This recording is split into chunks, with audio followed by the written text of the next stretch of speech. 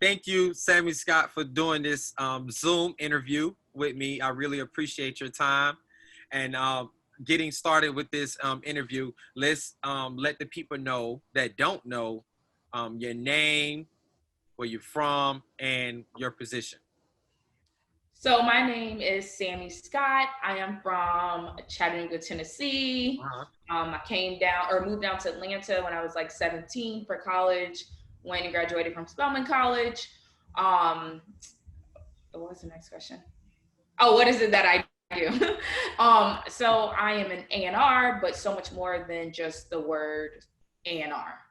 We wear so many hats. So from everything admin to dealing with legal to dealing with finding talent to dealing with being the psychiatrist, being the manager, just being every role we need to play to get the job done, to fully execute and make the artist the best they can possibly be. So Wow. And how many years have you been in the music business?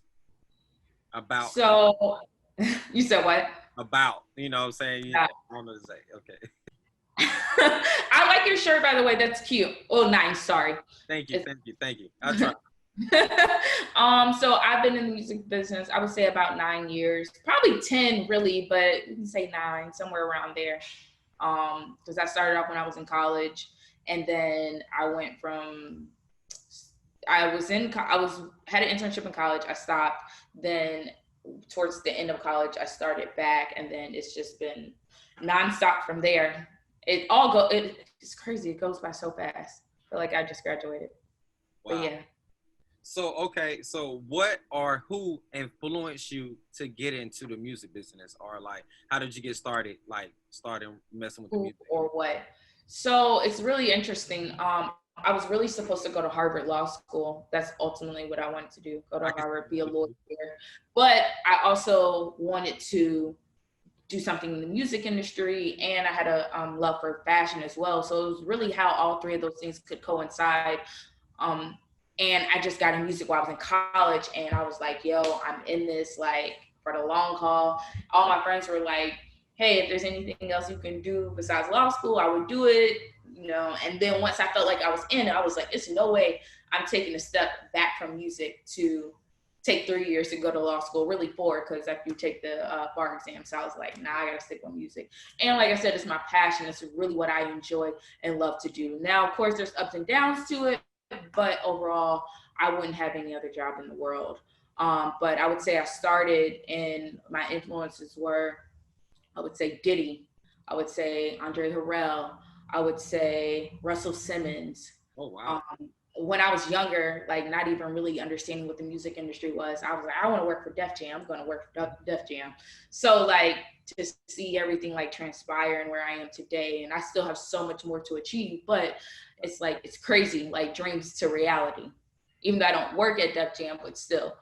So it's so many people, Sylvia Rone, Tina Davis, Right. just like literally all the OGs who have like set the path and paved the way for us young women to, get where we're trying to go to and be the best that we can be and really make a difference in this industry as a woman, because obviously we know it's a male dominated industry. It's very much a you know. And so then I like what it's transpiring to be. I'll just say that as far as for women. Wow. So do you feel like the music has changed from when you first got into it, or as Mm-hmm. from the standpoint of scouting talent to what it is now? Say that one more time. I say, do you feel like the music scene is changing from when you first started? From the aspect of scouting out talent, do you feel like the music have changed now for like looking for talent compared to when you started? Yeah, I definitely do. Even before me, obviously, it was different than what it is now. But Right. definitely, just from even when I was interning, like scouting talent, finding out about talent, everything is so different because I think when I was like in college, that's when social media, well, obviously social media has been around, like MySpace and things like that. But with these new platforms like Facebook and well, Facebook, that was still when I was in high school, but I would say like Twitter was popping when I was in college, Right. and I think Instagram started somewhere around there. I really don't remember when Instagram started popping because all these years run together. But initially, you know, they didn't have those type of platforms to seek artists. Right. Even when Instagram started and Twitter started, people weren't breaking off of social media. Right. Like now people are literally breaking off social media. Like, oh, it's based off like their Instagram. It's not solely that, but a lot of it, how many followers do they have? How many streams do they have? Streaming wasn't as relevant back then when I was in college, when I first started out. Now it's like that's what matters. Not only thing that matters, but that's what, you know, is super imperative as well for people. So it's definitely different. I think it's always been like a word of mouth thing, Right. but I think social media has definitely altered and changed the way uh, music is coming out these days, because I feel like before, you know, it was focused on like artist development. So people like put in real time before they were presented in front of a label and had a showcase and things like that. Right. Now it's kind of like, oh, they just got a million views on this video. Let's go find out who that is. They don't have any other music. They only have one song. Well, that's cool. Let's just sign them anyway. You know what I'm saying? Because it's popping. So you know, it's definitely transpired. I'll say that much. Wow. So what do you look for in an artist as an A&R to bring them along your campaign, your team, to get them a situation? Do you take your artist through artist development first because that's the way, you know, that's the grounded way, or like how do you do it as an A&R? I mean, I think definitely times have changed and there's different variations of artist development.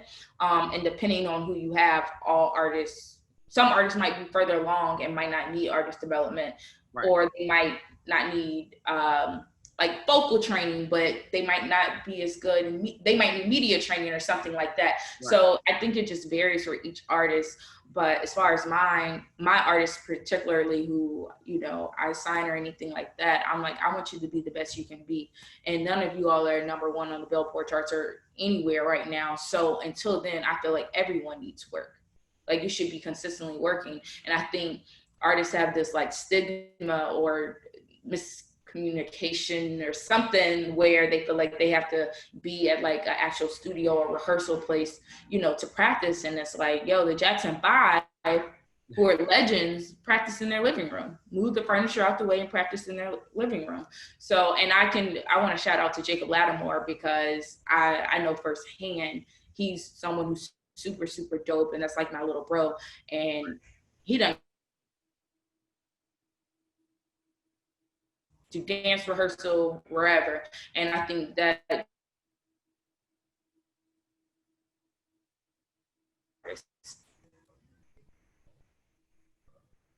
Can you hear me? can you hear me? Yeah, It froze for a second. I know. I was like, dang. Okay, we good now. What you were saying? Oh, what did you not? Oh man, I don't know what you heard and what you didn't hear. Because I was saying, did you hear me say something about Jacob?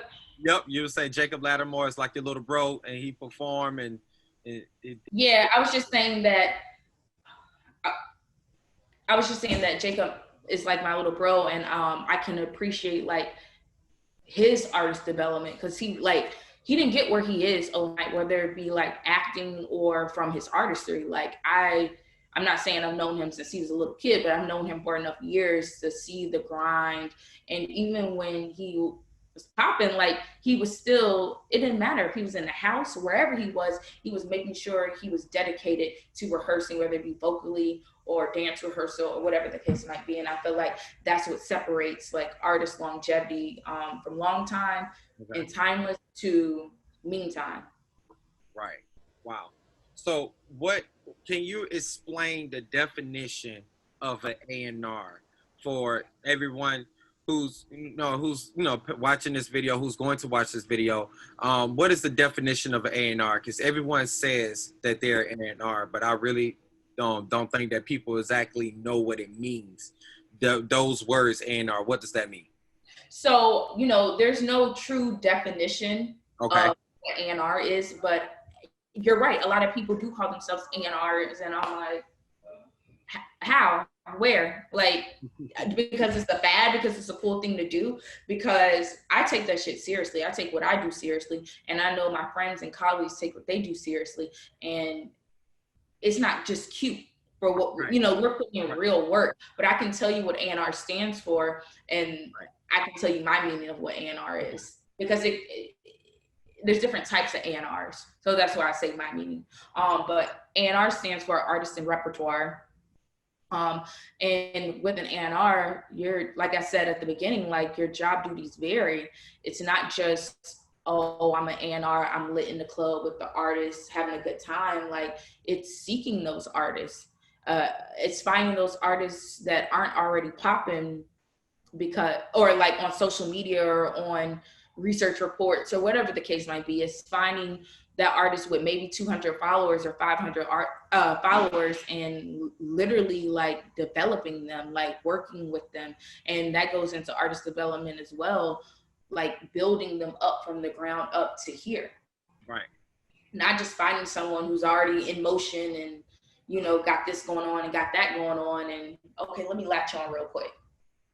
Because there's some people that do that, and there's some people that take that opportunity because their artist is moving, and they're like, okay, I'm gonna really put in the time and work to elevate what they have going on, not just latch on, but elevate what they have going on. Right. But it ranges from, like I said, finding talent. It ranges from putting the talent in the room with the writers and the producers, or maybe they don't have writers and they only work with producers, but understanding who is going to cohesively work together well, because it's not as simple as this person's dope, this person's dope, let me just throw them in the room. Like, you got to understand your artist personality and how they work. You got to understand the producer and or the songwriter who you might be putting in the room, because everyone's not going to mesh well together. Everyone doesn't know how to play the front end and then move back when they need to. Right. So it's a matter of that. Then there's A&Rs that understand that and that are in there, and they're like, hey, like, we need to change the key in this, and we need to I think you should go back and change the words in this, and I think we need to level this up, or I think you need to switch up. There's A&Rs that do that, and there's more musical A&Rs, and then there's A&Rs that have the relationships, right, that can call anyone and get anyone on the phone and get them in with the artist, and, you know, make plays and execute and stuff like that. It's just so many variations of, I think, how it works. So the people who are actually doing it, like, I don't think it makes them any less of an A&R than the next person, depending on what type of A&R. But people who are just calling themselves A&R and don't even know what A&R means, know what it stands for, or have done their research. Right. Because that's super important. And I just look at it like, you know, you can't say you want to be an A&R. You can't say you want to be top producer. You can't say you want to be the top songwriter or top product manager, and you haven't done your research. Right. I don't believe in that. So. Wow, that's dope. That's dope. So what makes Sammye Scott special as an A&R? What makes you, you? What makes me me? Oh my gosh. As simple as a question as that may seem, I feel like that is such a hard question. But what makes me me? Yes. You know, I think I'm a very like personable person. So I'm not the one, and there's nothing wrong with this. Right. And I don't want anyone to take this any type of way, but I don't care about the clout. Right. I don't care about the numbers.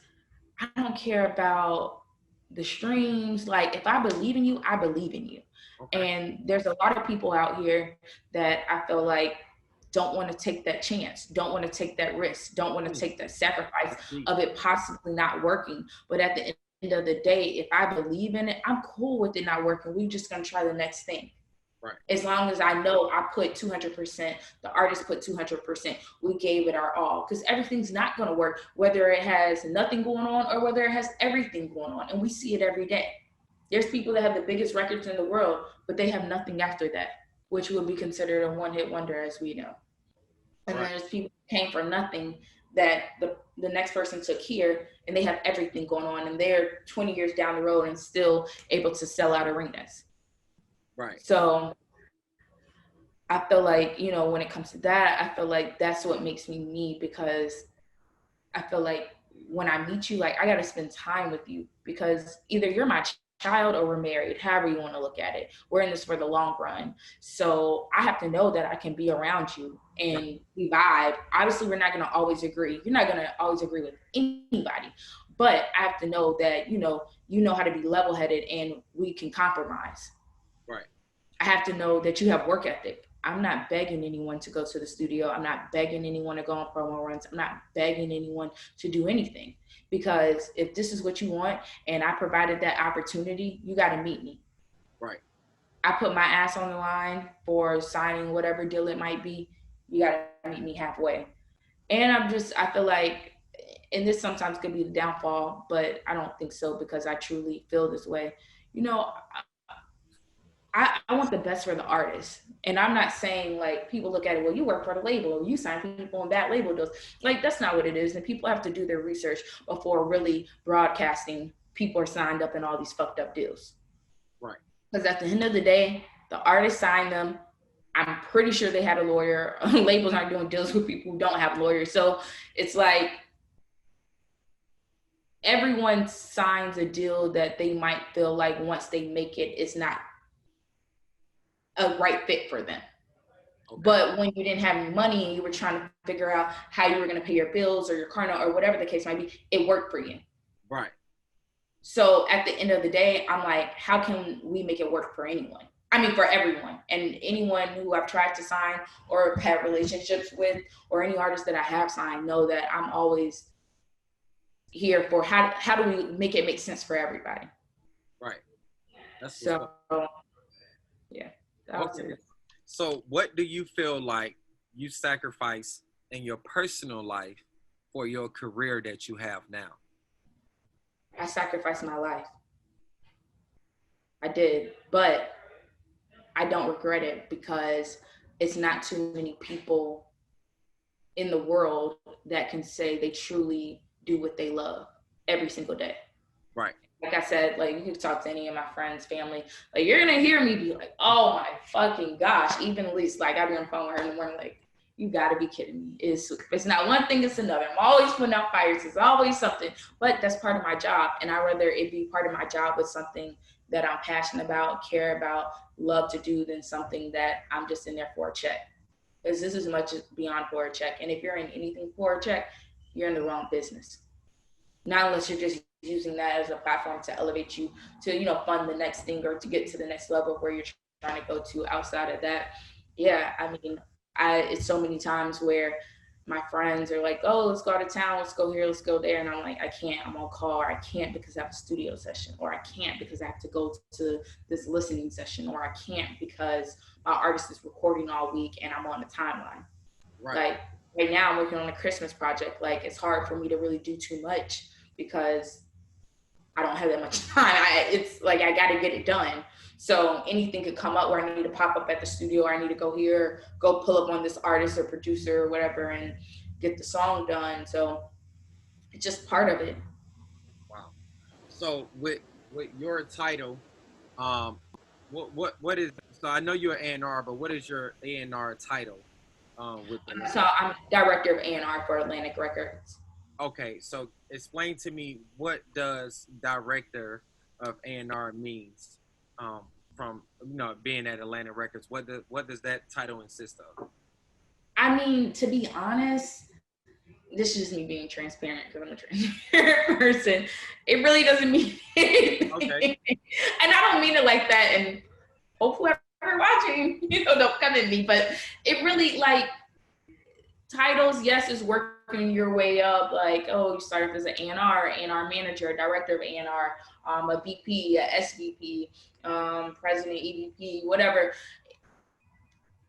I mean, obviously you get promotions off of success that you've executed at the label, but ultimately, I mean, I don't treat it like this, and I don't feel like my colleagues treat me like this at Atlantic any less of what they are, whether they be VP, SVP, A&R manager, just regular A&R, whoever. Like, it's just there's enough, like, it's a title. Right. It's kind of how I look at it. Now I can tell you what I do as director of A&R, which is I'm over all the creative sessions. I obviously have to sign artists as well, but I'm over all the creative sessions. So putting writers and producers together, and if any artists come from out of town, hey, let's get them with this producer. You know, whoever might hit me, who should they work with, or whatever the case might be. That's like my main focus, and obviously artist sessions from artists that I've signed. But outside of that, it's a position to me. Like, I'm not pressed on the title. It's great to move up. Right. I want to move up. I want to elevate. I want to escalate to the next position. But I mean, there's no real difference. We all do the same thing. Maybe some of the titles just aren't more so focused on creative sessions, but it also depends what type of A&R you are, which goes back to what I was saying before, how there's different types of A&Rs. So. Wow. That's dope, man. So like with the title, director, VP of A&Rs, all that. So basically those are just titles. Does the salary change with the title?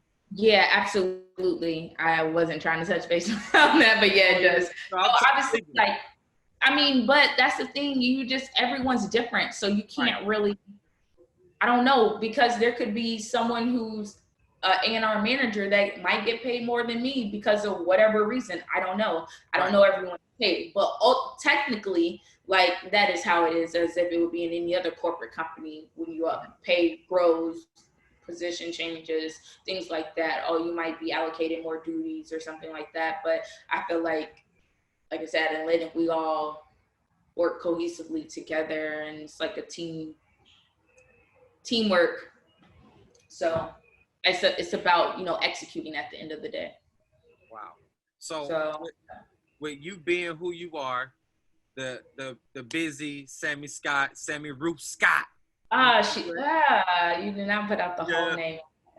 By you being that person, is there a next level for you, being that you already are at that point, making it all happen, making everything make sense? Is there another level from that? Or if so, what is the next level for you?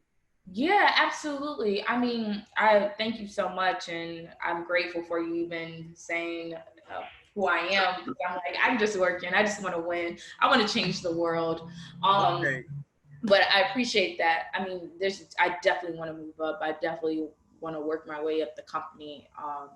Because I feel like I do put in a lot of hard work, and I feel like, hard work pays off. So when it's my time, I'll be at the next level, and I'm gonna keep pushing and keep going. And, I feel like hard work doesn't get unnoticed. Right. So the right people are paying attention. That's what's up. So are you currently accepting beats or accepting music from or anything right now for artists, producers? Are you always looking, or is there a certain time frame when you look for new music or new beats to sign? No, I'm always looking for new producers, new songwriters, new artists. Like, that's a nonstop thing. Now, maybe it might not make sense for me to sign you right now, because I could have just signed something 2 days ago, and it's like my roster's full and I want to be able to give you 200%. That's just how I move. But I'm always looking for songwriters, producers, and artists. I'm always looking for undeniable talent.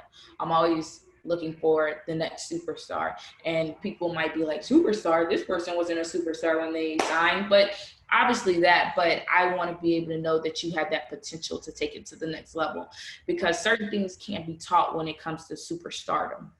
And people might think I made up that word, but that's okay. Certain things cannot be taught. Like, certain things can be polished, but certain things can't be taught. So when someone walks in a room, I might notice that different spark about them that differentiates them from an artist that is like, oh, okay, they're cool, they're dope. Even they're dope or they're fire, and a superstar or a global superstar. It's not too many of those, as we know. Right. If everyone had that special spark, then everyone would be a superstar.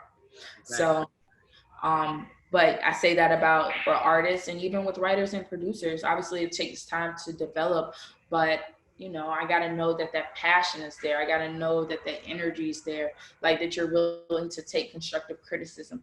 You'd be surprised how many people you meet that want to be a part of the music industry or in the music industry and don't want to listen to anything you have to say.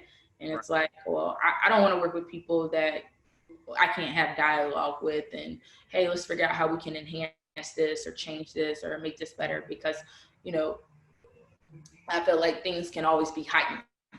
I'm always a student of the game, always, whether it be from the person at the front desk, the assistant, the the studio manager, the SVP, the CEO, whoever it is, because I know what it was like when I was an assistant for Boo, and you know how I was treated, and I was smart, like, not to sound pompous or anything, but I am smart, like, and I know certain people didn't treat me like that, but others did, as if I didn't know anything. But it's like, you might be just looking at me as an assistant, but really I run all of Boo's world of everything, from his publishing, the label side, his his franchises, the studio, everything. So it's like, obviously this was years ago, but I just say that to put it in perspective for a lot of people out here who are listening, that you just never know who someone is or who someone's going to be, or you know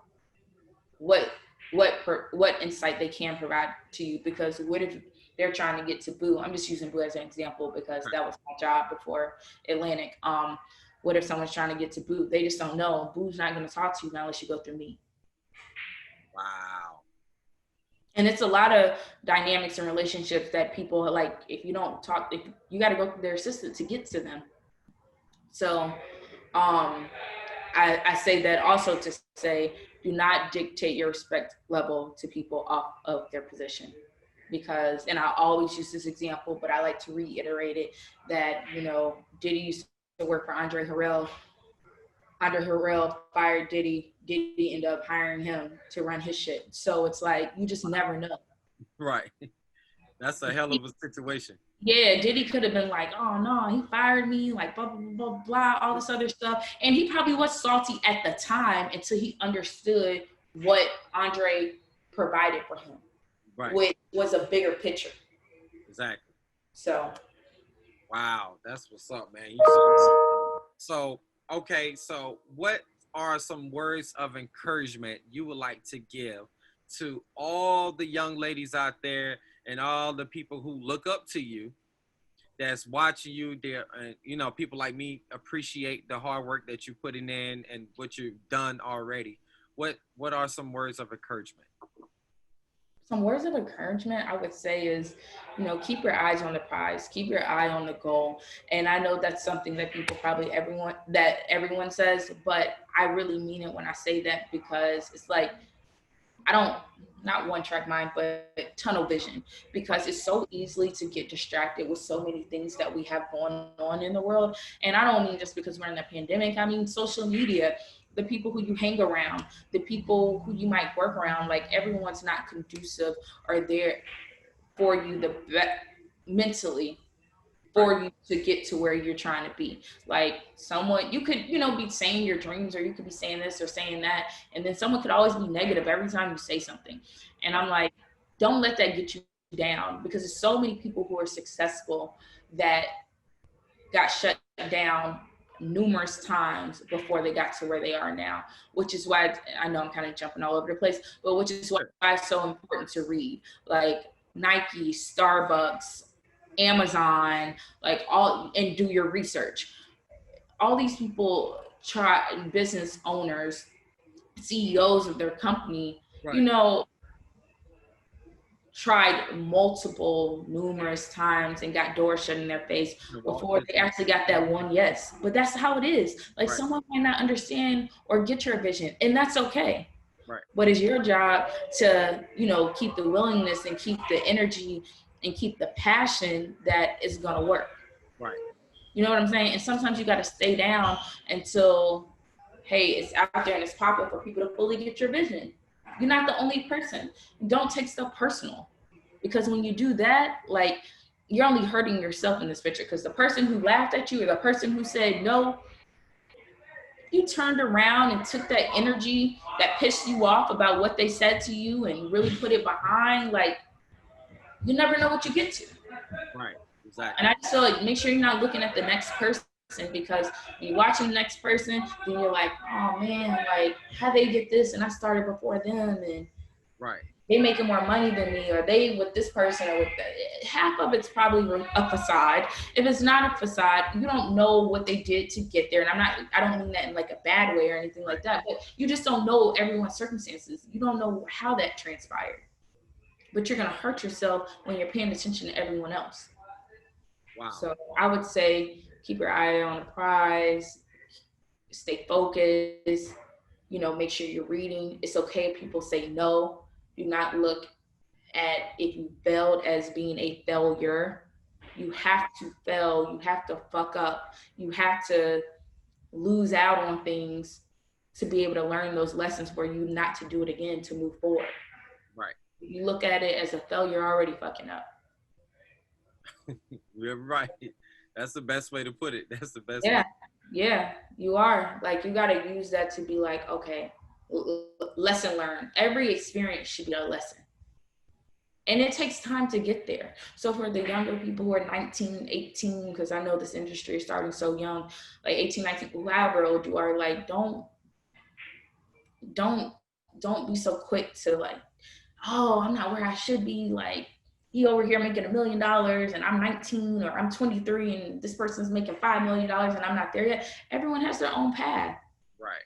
So that's my advice.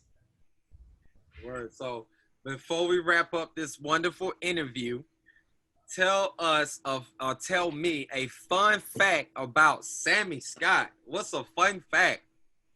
Oh man, that's always a hard question too. Fun facts. What's a fun fact? Fun? Oh, Why you said it like that? because fun, I mean, it's cool to me. Right. I don't know if it's fun. It's about you. So that's what I'm saying. What's fun? What's a fun fact? It's about you. It's whatever you say it is. I like to read. I like to read a lot. I like to do a lot of research. And you'll learn, hopefully down the line, everyone listening, like how that can really put you forward in life, just on being aware of certain things that you had no knowledge about. Even if you know only to an extent certain knowledge, but at least you know enough to speak on it. So I would say that's super important to me, and I like to rock climb. But I haven't in a long time because I just don't be having time, but I do like to rock climb. Okay. That's what's up, man. That's what's up, man. First of all, I want to say I really appreciate your time. Thank you. I appreciate the hard work you put in. Keep being you. Keep knocking them doors down and accomplishing all the goals. Thank you. I appreciate it. Thank you so much for having me, and keep being a dope fire person. You're great personality, great DJ, great A&R. Like, I appreciate you always being consistent and following up, making sure I'm good, everything. I appreciate that. So, of course, I got to do that with Miss Scott, even though you only take 2 weeks to respond and say, hey, back. But it's all good. Hey, turn up, Sammye Scott. No. I ain't gonna put you on blast though. It's all good. You my dog. If you text thread, I'll be responding the day of. It might be later on that night, but I'll respond the day of. Yeah, you only text me back good morning at 11:59 p.m. Correct. You're right. Yeah. I'll give you that. Yeah. You can put me on blast. I had to give it, but thank you, man. We definitely got a link. We're gonna do a part 2. Maybe we could do one live in Atlanta, part 2 with our masks on, and then just make it all make sense. Perfect. Thank you so much. I appreciate it. All right. Well, you have a blessed day. You too. Bye.